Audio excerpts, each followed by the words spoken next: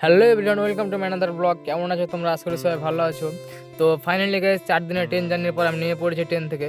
এখন আমি চলে যাচ্ছি বাস স্ট্যান্ডের দিকে, বাস ধরে চলে যাবো রুমের দিকে। তো গাইস এখানে অপেক্ষা করার পর চলে আসে আমার বাসে এসে আমি বাসে উঠে পড়ি। আর বাসে উঠে পড়ার পরে গাইস কিছুক্ষণ পর দেখতে পাই যে সুন্দর একটা মসজিদ দেখা যাচ্ছে, আর মসজিদের সাথে চার্চও গাইস। তো যাই হোক, কেরালার সৌন্দর্য এগুলো।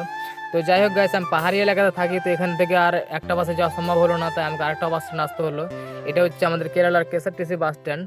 তো এখানে আমার বাস চলে আসে এবং বাসে এটা গাইস, বাসে এত পরিমাণে ভিড় ছিল যে আমি বসার জায়গা পাইনি, যার ফলে আমাকে দাঁড়িয়ে থাকতে হয়েছে।